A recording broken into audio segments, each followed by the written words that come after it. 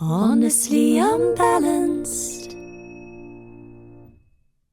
Right, you've managed lots of social media accounts. I've been stalking you, and it seems you've got three going on at the moment. You've got Oh, the Oyogo one, which I presume you manage. You've got the yeah.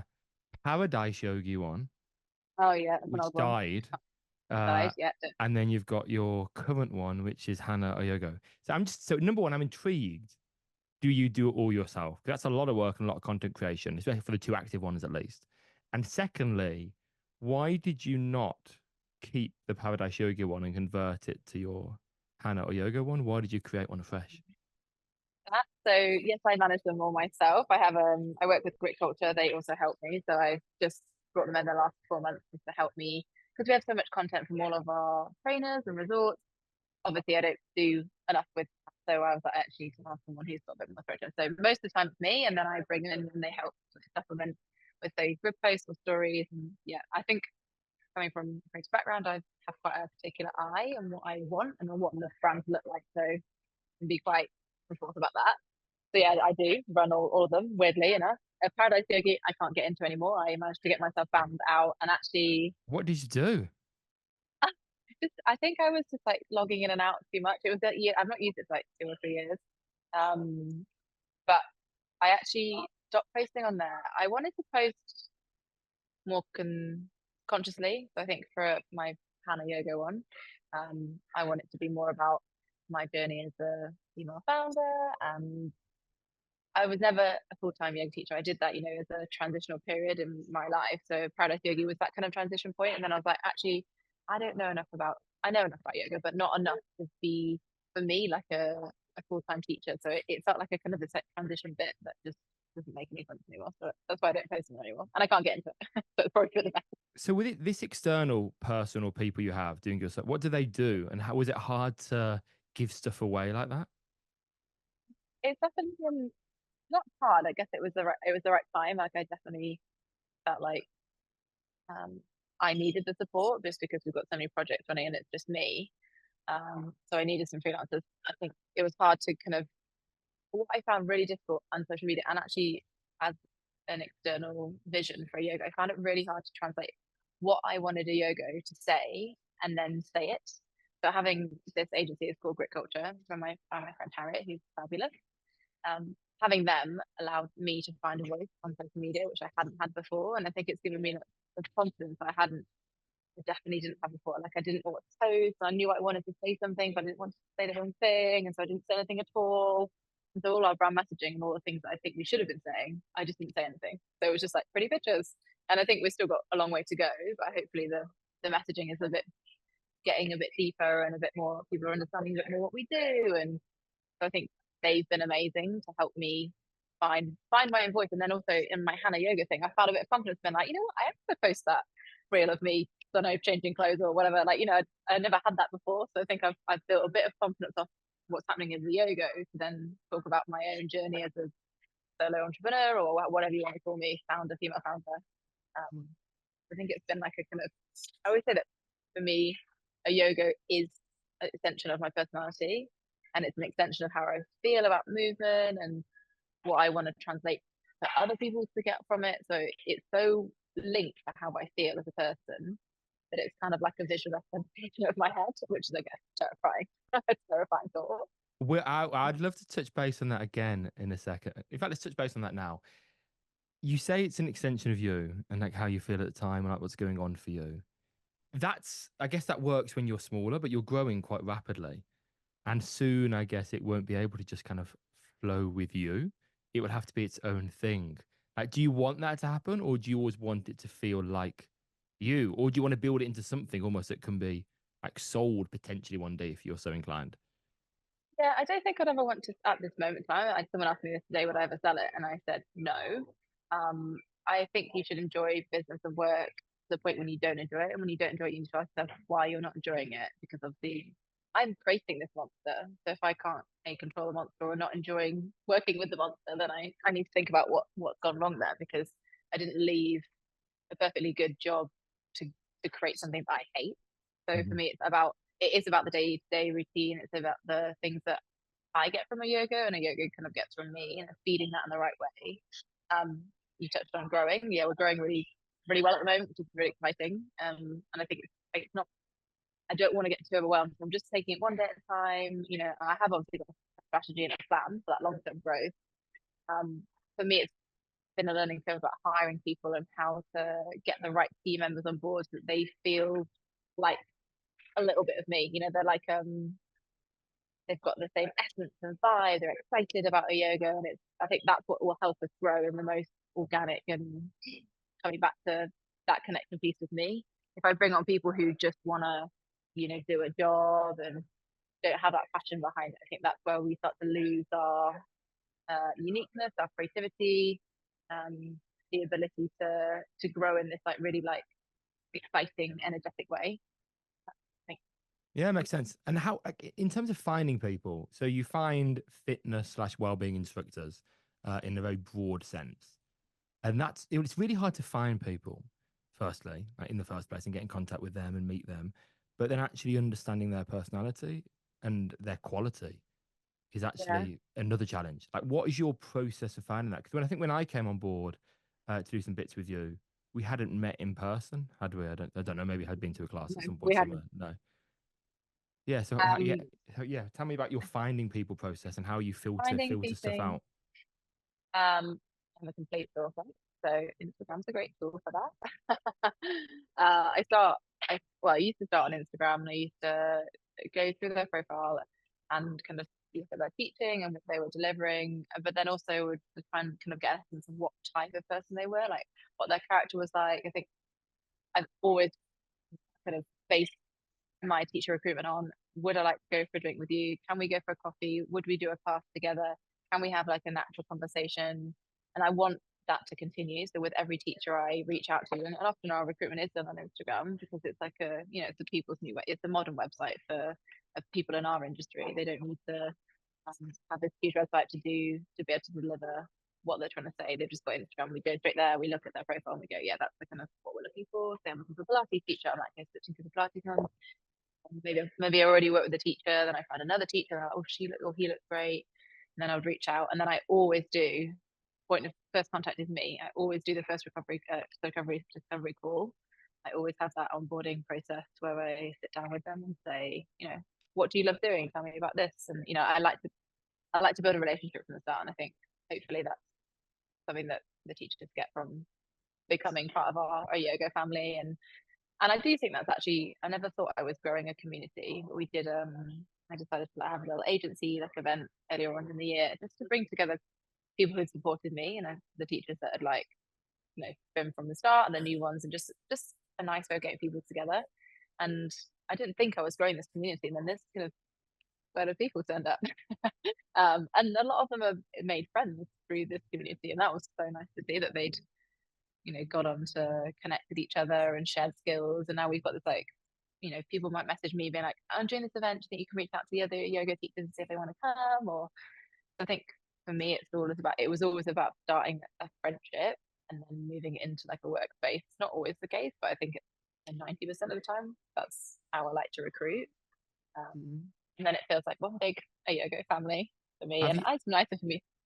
have you ever had moments where what you've seen on Instagram has then been very different to then what you've encountered? I don't need you to name names. It could be me, but yeah. um, I think I've no, one or two, but to be honest, I think I've been really careful about picking trainers that, yes, some of them have big followers and some of them don't have big followers. But they're skilled in what they do, and I think that you've got to get past the shield of like, yes, you know, all these pretty pictures we see, Instagram posting. You've kind of got to delve a bit deeper to see actually, are they genuinely trying to help people live a healthier life? Are they about what they do? Is it a transient period? And you know, I think you've got to kind of go through that whole process. Like, are they going to hold that like flag up and really champion living a better life? And if they're not, then they're not the kind of people that we need to be working with. So yeah, it's a bit of a process, and sometimes you find out that maybe that person isn't as skilled as you want them to be, but that's something that I think we can help in the future. There's lots of new teachers that I would love to help and help them learn from some more experienced teachers. Like, how can we like upskill the community that we're growing. Because it's not all about, getting the teacher with the most experience or the biggest following. It's about nurturing this new talent and skills so that we like pave the way for everybody to learn. And I think that's really, for me, that's something I wish I'd had as a teacher. Nice. And then let's talk about kind of the origins of the company. And because I'd never encountered, like, I've encountered lots of agencies like over the decade plus I've been doing it. Maybe that be Yeah. model agencies or just PR agencies, but I'd never encountered an agency working kind of how you did, in that you're placing people in very specific like hotels or organizing events. It's only ever been like PR companies that have got no idea about what yoga is or what it could be. They've just been told by the hotel or like, there's a yoga event happening, and they don't understand context. As far as you're aware, were you the first person doing this explicitly? Then, when you think about it in hindsight, it makes you feel like, why has no one done this before? But were you the first? I don't think there's any. I mean, we probably shouldn't call ourselves agencies because I don't really have agency books. Like, I just have a black book in my phone, and people I know that I can be like, I've got a job coming up, as a teacher, and I think Adam would be great. I'm going to give Adam a call or a text. And again, I think it comes back to the connectivity piece where we're all friends and we're all supporting each other. So I shouldn't really call it an agency, but I guess we do operate in a similar way to an agency. I don't think anybody else does what we do. I think like you said, there's lots of agencies that do PR or like publications or marketing with wellbeing experts. There's lots of companies that maybe do fitness type things in hotels. There's not that many of them either. But I think we broached that gap where we're bringing a high level expert and deliver them into a space where you go on a holiday. And I don't think there's anybody that does that, which is great, exciting, first mover. Sure, there are people who follow us, but that's fine too. And what kind of like, how did this start in terms of you getting your first client? Like, I know you've had multiple businesses in this space. Like, you've taught yourself, you had your students who stretch business. Yeah, yeah. Then Yeah. you organise like like different events in London. I don't under the name Oyogo or not. Under yoga, yeah, training it as yoga. I kind of was just finding my feet. I used to be a men's wear designer, and then I was transitioning out of working for someone else, and I always knew that I was going to work for myself. I just hadn't really decided what it was going to be. So I'd done my yoga training. It was coming into winter. I didn't know what I was going to do, and I was like, I'm going to just go and teach abroad. Yeah. Um, so I applied for a job at Patagonia, we our longest standing client. And I went into the interview, and Jack, who no longer works there, works himself, he said to me, okay, well, it's going to be 3 classes a day for 5 months, back to back, one day off a week. And I just thought, holy moly, that sounds a lot of classes. And I just thought, why don't we just bring some other teachers as well? And I've been working with a couple of other teachers to do some yoga events in London. So I just thought, you know what, I can supply you with 4 teachers. We've all got different skills, different way of teaching. Just bring real nice variety to what you're offering in your wellbeing studio. I didn't really have a studio at that point. It was like a grassy meadow, and they just loved it. So that was the beginnings of the Oyogo. It started with one client, 4 teachers, running. I think like a few classes a day in Greece, and I was like, oh, this is a thing. This works. Like people want this, and we How move did you? on. I'm intrigued to know how you converted that to like what made you think there's an income in this? Because like, how is that beyond just recommending some friends? Yeah. Like, how did it Um, turn into you making money out of it? Yeah, I mean, I think a lot of business, and I don't know whether you'll talk to other founders about this, but a lot of it is delusion. You have to be a little bit deluded because it's like you're creating something from nothing. So it's not like someone's gonna, this is the career path you're gonna do. You're gonna make this, and that's the next step. You kind of just have to make it up. And so it was literally just being like, this is an idea that I like. It sounds like fun. And this will be like a thing that people aren't doing. And I was looking around at other hotels and being like, yeah, no one seems to be doing this. Um, and then I just basically pitched it. I was like, okay, let's just go. Let's just try this. The first year worked, and then the second year I went back and I was like, we can do this again. We can do it better. We can also take on the gym. What do you think? Do you want to pay me some money? And that was literally the startings of what we do now. So very much like it was quite an organic process, and it's definitely been a learning curve. Don't recommend doing many business models like that. Most of the time, you think about the business model, you create a plan, a strategy, and I want to always be one of those people who just goes, right, this is what I'm doing. I'm going to go and do it. let's go, and I'll figure it out. Not so much anymore. I'm maybe a bit more reserved with my thinking, and I do plot in times of the year where I take a week and I just circulate the ideas for next year, or I trim out what didn't work. But the old me would have been like, let's go. Tomorrow we're going to create a website. Tonight I'm going to do an Instagram. And that's just so reactive. But that's got me to where we are now. For example, Pelagoni, we've gone from 4 yoga teachers to 55 trainers across the season. So, that growth and action, taking action. Not enough people in business, just take action. Get on with it. I'm a true believer in just getting on with it. And I know that's quite cavalier, but for me, it just works. If I think about it too much, you can almost talk yourself out of something, saying like, oh, I don't know, this might be too scary, or I won't be able to do it. I haven't got the skills that I need.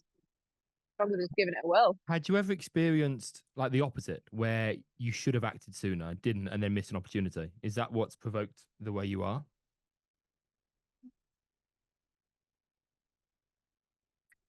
Opportunity that I wish I don't want to regret anything. I think it was that. It was more that I just felt like, I don't know, life is for living, and I just had this like fiery feeling where I just want to get stuff done. I just want to get on and like move things forward, and I want to like look back and be like, wow, that was so jam packed with things, and life, and doing, and creating, and connections.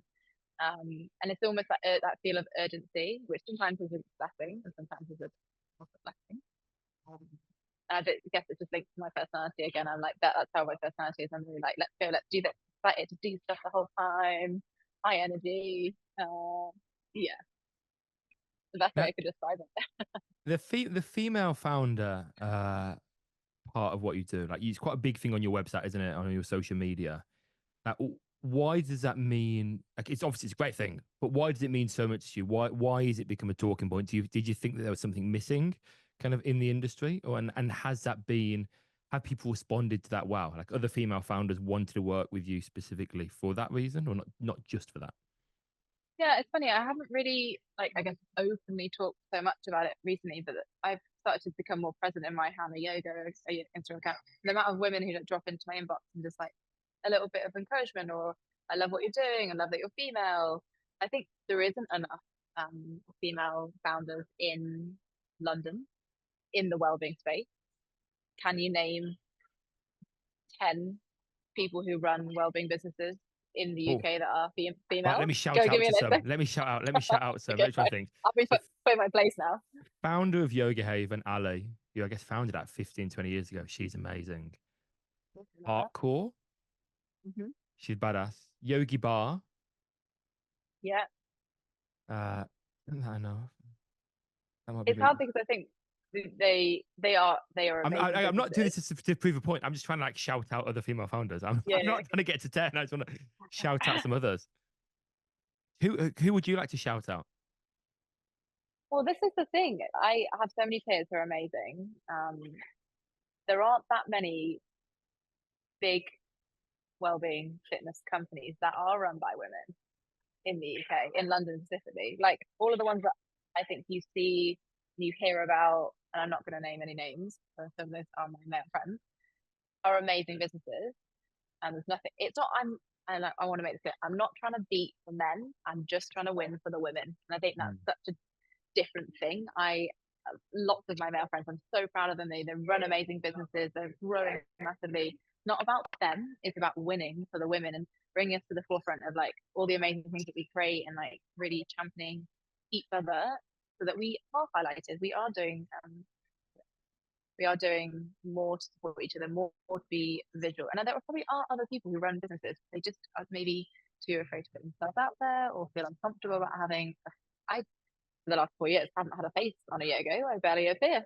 So this has been quite a stressful experience. The idea that someone's going to watch this or listen to this, and I'm going to have my little like slightly cringy face, like out there for people to look at and see and maybe judge. I don't know. So I think it's a tough industry anyway. And when maybe it's not even to being female, maybe it's just the way that that's positioned. Yeah, there aren't that many that you know of I can name that you go, wow, look at that. And it's not because they don't exist, it's maybe just that they are not shown. We're not aware. Did So you feel like you're trying to? Oh, another one, Jules. just to shout out Jules, who runs Reclaim Yourself, and been doing that for like ages. Uh, do you feel that? What was I going to say about coming? We're going to talk about coming into power, and coming into power is a bit kind of over the top. But what made you feel like you could step in? Because to be honest, when I first had a phone call with you, whenever it was, like 3, 4 years ago, I didn't really understand what Oyogo was. I thought it was just a big agency, and I was just speaking to one of many people. And then I'm awful at names. Like I'm atrocious at names. Like, I'm the kind of person that has to like say to Holly, you need to introduce yourself to everyone at this party. Because in theory I know them, but actually I don't know anyone's name. It's like just shocking, and I've kind of given up on it now. That's part of the reason I married Holly, to kind of allocate that Okay. job, look at that job. But then I think we texted about, oh, I'm gonna be see you at Pelagonia as a group chat, and I didn't realize it was you. And then when we met, I was like, oh, this all makes sense. And this could be wrong, but I feel like it was in part my memory and me being incompetent, but also I felt like you were quite shy, not shy, but kind of held back to some degree. Like it was, at no point did you say, this is my, in the first phone call, this is my company and I run it and this is what it is. And that's maybe interesting. Yeah, I think I mean, it's definitely something that I found just even in the last 6 months, I've been like, actually, hang on a second. I should be saying I run it, it's mine, I take ownership for it. And I think, yeah, I'm not, well, I love the phrase stepping into power. I think for me it's a bit cringy, but we're going to go with it. I feel like I'm coming out. Watch this space. Like, I feel like I'm just about to open up the valve of like this engine and it's going to go like, hopefully, that way up. Yeah, I feel like I'm just starting. I feel like I've just found my feet and that's like fuel on the fire. And that feels like really, it feels like now is I feel confident enough to like come out and be like, this is my time. This is now like out my way. I'm coming. And I guess it's taken quite a few years for me to build the confidence to feel like that. And yeah, I guess yeah, I think shy, and also I don't know, I don't want to be like, look at me, look at me. It was never about, even though I'm a link to yoga, it was never really about me being the face of it. It was about creating something that gave people something that they were missing from a well-being experience, their connections. So for me to be like, it's all about me, and I'm on the front page, and like, hey Adam, I own this. Like, I don't know, it just doesn't feel like it's just, that's just not my personality, maybe as well. But I think now I'm like, okay, I do need to be at the front of it. I do need to be like, this is it.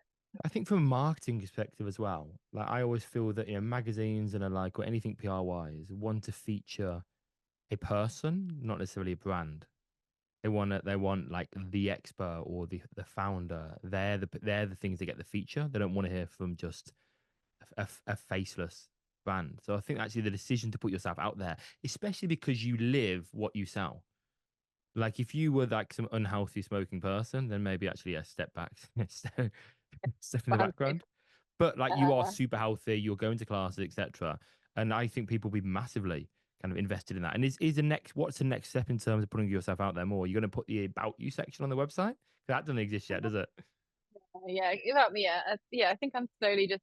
I like to considering it now. I've decided to do it. Like there'll be more to come, um, and I guess that the sad thing about social media, when you put yourself out there, you put yourself out to scrutiny.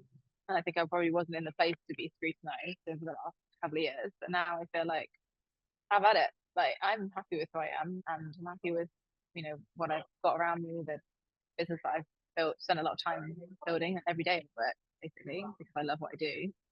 So I feel like I've nothing to hide now. I'm really excited to like show people what we're doing and like move things forward and connect with people. And yeah, so you'll see some more of this cheesy face.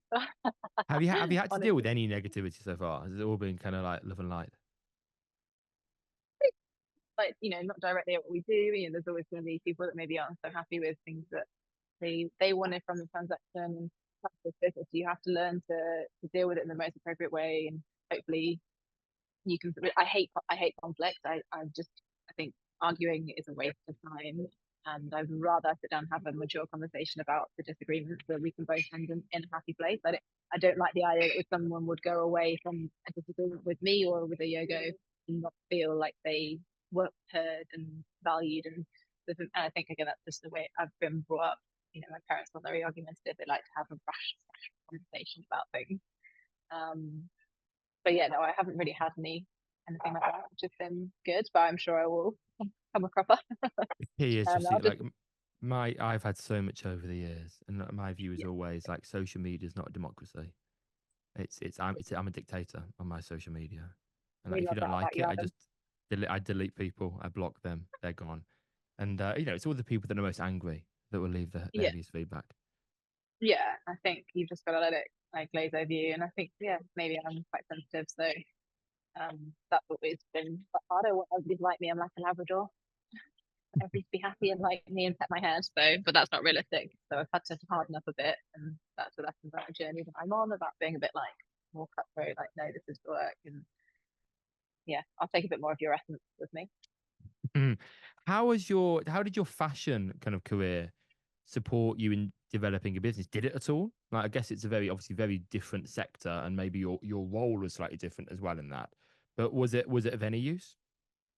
Yeah, working in a high-end fashion company will give you the capacity to work 14 to 16-hour days every day of the week. Yeah, it was a lot. Yeah, I worked like a dog at Portsmouth, and it was a baptism fire. I came out of my masters, and I went straight into a job at Portsmouth, which is amazing. Like, I'm very honoured to have worked there. He's a hugely inspirational person to me, and his creative thinking and the whole thing about the company I love. Um, but it was a baptism fire. I didn't know what I was doing. I was going to a role that was way bigger than I'd ever owned. It's my first job out of graduation, and the context, the segment that I looked after made Portsmouth all the money. So if I got it wrong, which I remember starting, and What I used to segment? Because on design all, LinkedIn it said journey, not yeah, jersey, Jersey, yeah, so all of their jerseys. casual wear, Jersey, casual wear, all of their polo shirts, t-shirts, sweatshirts, like all the casual stuff that you'd wear. Hey, It's hang just on. It stuff just that this is me being naive. So if it's jersey means all casual wear. t-shirts, yeah, Jersey's a type of fabric, so t-shirts Oh, I just material. imagine. Why did I think jersey is like a jacket, like a jumper? I just thought, like, Oh yeah, am I just yeah, completely Jersey. wrong? Have I just got a complete lack of anything fashion? This was me the first day of school, first day of Okay. the job. Had no idea. So yeah, I looked after this huge segment in it, and I started it with one size, and when I finished, it was 6 times as big. And I just, Wow. if you can't learn to grow and find more capacity and become more efficient, then I was not going to survive. And that's what I did for 6 years before to be very like hounded, like just went at it long days, loved it. Some days were shit, some days were stressful. Definitely took its toll on me. I looked pretty tired when I left. But I think it taught me the hard lesson of a hard day's graft, which I think is definitely something that I take forward. I'm happy to do if needs be. I don't do it anymore, but if needs be, I will do a 16-hour day, and I'll do it all week long if I need to. But I don't need to do that anymore, thank God. Were you looking after Um, yourself at that point, like in terms of like the well-being and the fitness stuff? Were you still doing that alongside? I was trying to, but to be honest, I was so stressed with running this big segment of work that didn't, and I didn't take the value. I used to do I used to do really high impact sports. So I would go out and cycle for 80 kilometers in the morning and then go into work. And that was my that was my well-being because I was trying to smash out all the stress and then get to work and sit down at my desk and be at my desk trying to draw and make things and whatever. And that was my way of like dealing with it. And then I did more triathlons, I did more racing, more like high impact, and I used to get injured all the time. It was my body's way of being like, oh no, you need to calm down. And I went to yoga. I went to yin yoga, and it was so boring. I remember doing yin go yoga and being like, oh, this is boring. When can I leave? But I stuck it out, and I went back and I stopped getting injured, and that was my entry to yoga. It was yin, and then I found dynamic, vinyasa and more dynamic practices. Has been my love for a while. But yeah, no, I think when I worked at Portsmouth, I didn't look after myself. I kept trying to pull it in. I used to organise yoga on the roof or a run at lunch, but it wasn't to the depth and understanding and awareness that I have now. Mm. You hear so many stories of founders having burnout, and I think I am so aware of how I feel. If I feel like I'm having a shit day or a shit time, I'm just like, I'm going to have an afternoon. The work will still be there tomorrow. My mental health, me not being burnt out, is way more important than sitting my laptop trying to bang my head against the keyboard. to get something done. Like, give yourself a break. We'll be there tomorrow. I think that's something that sadly founders don't get right. They work themselves into like this stressful environment. They create a monster and they can't control it. And that's, I think, something that I've definitely tried not to do. Do you have any mentors along the way? Business mentors at all? Um, I was lucky in the fact my dad owned his own business. He's been not so much a mentor, but just someone to really soundboard. And we talk every morning, so just like a little, hey, hi, how are you doing? What you doing? Just someone to tell him what what I'm doing with my day, so selfishly, and asking what he's doing. But we just have that little brief conversation. So no, I've had no business mentors, but I've recently taken on two, Sammy and Adrian. So Sammy owns Fit, the app, fitness app, and Adrian is this amazing powerhouse of a woman, well-being coach, expertise level 100 million times more than me. So I have 90 minutes or half a day with them every month now, and that's just started. And that Together, actually do they been work together on it, or do you have yeah, them separate? they work together, but they actually sit in different rooms. So they're in the house, and Sammy will be in the kitchen, and Adrian will be in like the living room, both on Zoom.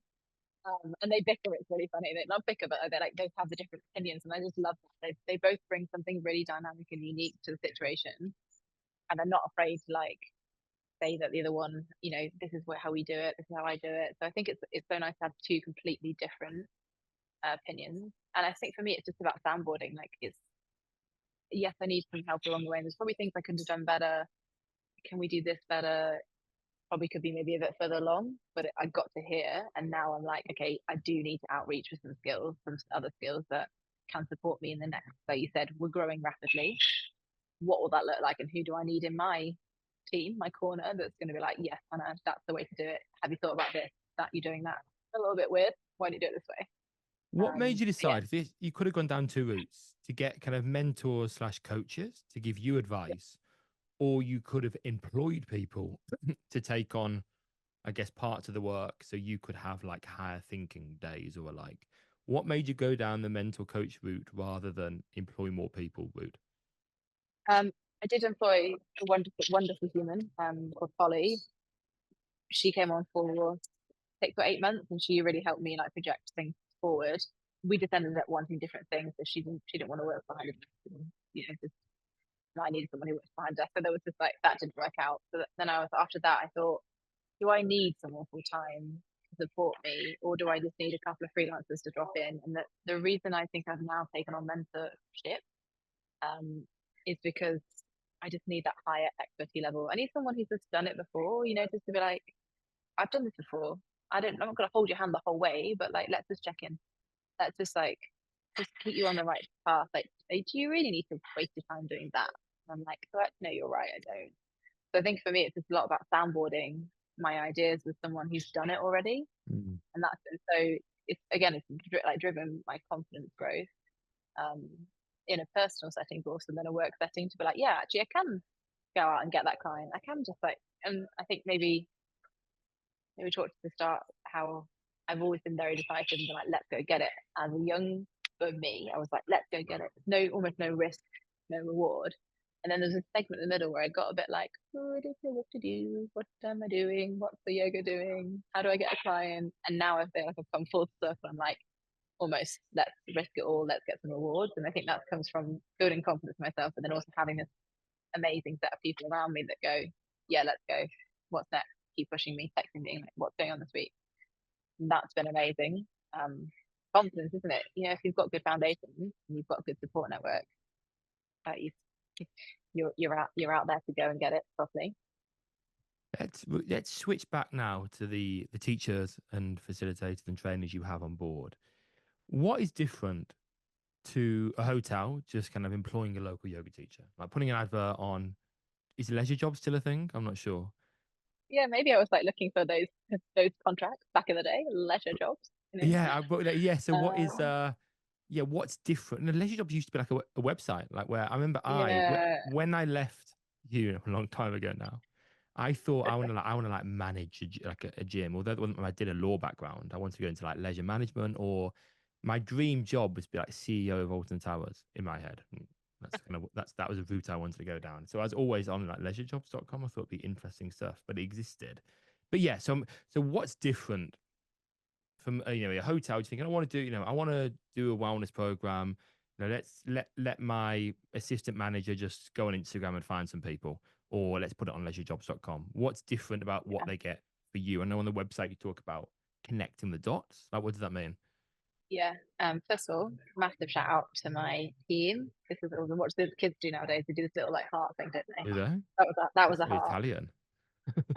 They do like a little thing that looks like a heart.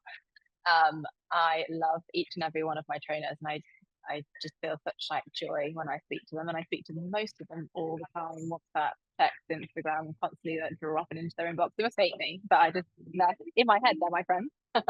I'm sure they feel the same way about me. Until they have kids, and then they're just like really quiet. Yeah, yeah, it's fine. I still stalk you, still Instagram. I think yes, the hotel could totally do it by themselves. They could go and find a local teacher, which some of them do really well. And I'm not dismissing that. I think what we do is we evaluate actually what they need. It's a journey. It's not just like turn up and put some classes on. It's like, where do you want your hotel, your space to be in 5 years' time? Because the hotels that don't tend to providing well-being are going to be left behind. The industry is moving at such a pace that normal tourists probably will cease to exist in the same way. We don't fly and flop anymore. We don't go on holiday to lie down and drink cocktails all day. We do a little bit of that. Don't get me wrong, I do that myself. Um, we don't operate in the same way. Our culture and our way of living has transcended into the way we go on holiday, the way we rest and recoup. I hear so many people when I used to work at Portsmouth. How was your holiday? It was great, thanks. But I just feel like I need another holiday. I used to think seems stupid. You've just been on holiday to rest and reset, and you've come back more tired, more exhausted, more run down. So then you can just go back into the life that like just seems like madness for me. Um, so the idea behind us bringing in these high level experts is that we are delivering the well-being you get at home, the sport, the movement, the connectivity, however you want to encapsulate that well-being bubble. We're bringing it with you on holidays, and you can get the highest level of recovery and rest and reset. And it could be just that you eat better, or you sleep more, or you have more social interaction, and maybe that is your well-being. And maybe it's social interaction with one of our teachers, and you have an amazing conversation that ignites something in you that maybe you've forgotten. I think having these experts who are so passionate about living well, living better, and the energy you get, speak to one, speak to you or Holly or any of the other trainers are so passionate about this being a lifestyle, not a drop in the sea. In the sea, is that the right phrase? They want you to live better, and they will literally give you that energy to go and do it. So I think yes, you can have a local teacher, and I'm not saying that they're not going to be good at all. The people that we have picked, I believe, are really high level experts that deliver this, not only in your lives, but in their own. And that's what I buy into. If it's good enough for them, it's going to be good enough for me, Mm. for sure. Um, and then I think there's other things alongside that. We help the hotel with their programming, understanding what the guests want, because your guest is coming in, perhaps they are used to a certain standard of task, or a way of the class being set out, or the smell, the mat, it's the whole atmosphere creation. It can't just be throw a yoga mat down and hope for the best. Mm. That's part of our journey, is that it's understanding this whole embodiment of what well-being is within a hotel, so it doesn't feel like a transaction. Um, yeah, Yeah, nice. And in I'm terms really of into trainers, it doesn't always need to be, I always think, in this context, the biggest expert. Like, it can be people that just hold the space really well. They need to know what they're doing and not be dangerous. But yeah, sometimes people don't want like a massive yoga expert to teach them a class. They just want someone that can just make them feel good and hold the space in a really competent way. And there yeah, can be a kind of a disconnect. Like, different yoga teachers serve different purposes, I guess. Like, I love teaching massive events and conferences, and I'm really good at that. But when it comes to like public classes, I'm good at it, but that's not my my yeah, big thing. That's not what I love, and that's maybe many people can do exactly the same thing I could do to the same quality in a different way. yeah. It's the human connection piece, isn't it? It's picking trainers, like you said, who they're not. It's not all about following social media, whatever, and it is about knowledge exchange, passion, human connection, how you hold a space for someone, your real interest in another human's well-being. I think that's so important for me and for what yoga does. Don't want it to be low level transaction. I want it to be a deep rooted feeling that you get from a fitness class, or you learn something about your body that you didn't know before, or even about your mental capacities. You know, a lot of our movement is connected to how we feel in our heads, and I think when you push yourself into a class or a fitness competition, or maybe in that space, you find stuff in your mental well-being that you didn't realize you had. What do you want more of in your life at the moment? Um, Louise, you know what? At the moment we've got a little bit of downtime.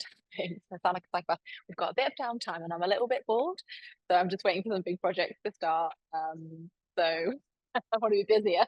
More Couldn't say work. that today. Like, And where would you like the business to grow? Like, would you like to grow just in terms of numbers of places you're in? Would it be notoriety? What would be growth for you? growth for me, so we've got two segments of what we do. One is the service operations, like Patagonia. So we go in and help them redesign from concept to delivery to that spaces, more service. So service contract, schedule, program, teachers, trainers, marketing, content. This is one arm. We have another arm which is the full implementation from brand strategy, concept design, and then physical space. So designing a gym or a health club or the full shebang. So we've got those two arms, and so for me, it's just about growing them sustainably. So you can grow as big as you like, as quick as you like, but is any of those clients going to want to be with you next year? Maybe not if you've not done it well. So for me, it's about sustainable growth. You're not burning out, and growing a team around me that has the same passion level, that wants to deliver the same standard of what we do as we grow. So yeah, I do want to grow. That's the plan for the next 5 years, to grow both segments. Um, and then there's a third one which we're working on as well, which is more digitally based. I know that came out then, which is really exciting. And there's the future down the line is, you know, I like to have big, ridiculous, audacious goals that I think, how on earth do I achieve that? But you just come back to that, let's go get it, just start. And I would love to own a hotel. I'd love to own an amazing wellbeing hotel in the UK. Again, give me one of those. Who has in a hotel a CrossFit box, a yoga studio, reformer Pilates, ice bars, amazing sleep, exceptional nutrition? Where can we go in the UK that has this? That's going to be a Yogo. Give me 5 to 10 years time, and we will have our own hotel. That'd be And you can come. amazing. Yeah, that doesn't exist, and I guess It that doesn't. would be an amazing place for like less family, but like even like to like a single. If Yeah, I was single now and healthier, or me 10 years ago, that would be like a destination of choice. I think if I wanted to like exactly. meet people. Now, quick fire Yeah. questions. Okay. Okay, what is your current favorite movement modality? Oh, okay. So reformer Pilates I went to this morning. I love. And so it handstands as well. I love handstands. I'll do like 20 minutes handstands a day. No expert, but I just really enjoy it. It's like a little bit of meditation in my day. Put my earphones in, just fingers and down on the floor, just doing my thing. But yeah, reform Pilates I've got into recently, which I I still need think to it's try really good that. to move stuff on. You know, you can do the same things week on and week out that you love, but it's also really great just to like, let's just check me out. Let's just mix it up. Any book But yeah. that's helped you on your journey, or if you can't remember one, anything you're reading now? It can be book, I podcast. am listening to That's Bold of You by Case Kenny. I absolutely love this person. And if you don't follow him on Instagram, you need to follow him. He's just so about just being your all encompassing self and not being apologetic. And I just absolutely think more people should live like that. We're so scared of what people think about us, putting ourselves out there. And this was me 6 months ago, but Case Kennedy, That's Bold of You. If you haven't read it, read it now. My view on that, like what people think of us, is generally speaking, people don't think of you, and I think Yeah, you realize that more and more in life. That actually, no one they was don't thinking care. about you in the first place. There's maybe a fleeting second when you're in front of them, and then it's all No. gone. Favorite leisure brand at the moment in terms of clothing? I guess for you, yeah, you're obsessed with bikinis. Like, not saying that in a I creepy way, but like every day I'm seeing you in bikinis, and you everyone no. I actually joked that I would start an online bikini shop. That could happen. I've got a bit of spare time. I love Free People. I wear a lot of Free People, and I love BAM. They have both been really supportive in the last kind of 6 months. So yeah, those two I love wearing, and that's not an ad, just to confirm. But they're comfy and fun colours, and I love colour from being at Portsmouth. So like something colourful and joyful is good. And any last bit of advice for any female founders out there or prospective female founders? Yeah, my advice would be worry about it less. Don't worry too much about the nitty gritty of a business plan. So this is like the worst advice ever. And just get on with it. Just get on to start today, because if you don't just do it, like, it won't happen. You've got to manifest quite a lot of energy to get things going. So just do it now, and then it will start, and it will turn it. It will be something completely different in 2 years' time. It doesn't matter. Just start something. And if you're passionate about, like, ruling your own day, designing your own life, then you have to start now. Like, literally now. As soon as you listen to this podcast, you can stop off, turn it off, and then just start something. Do something you're passionate about, and something will come of it. And if it's just a hobby, something will come of it if you put enough energy into it and enough time. You talk to the right people. Just get on with it. Amazing. So it's like Thank a you little so much. Honestly Thank you. unbalanced.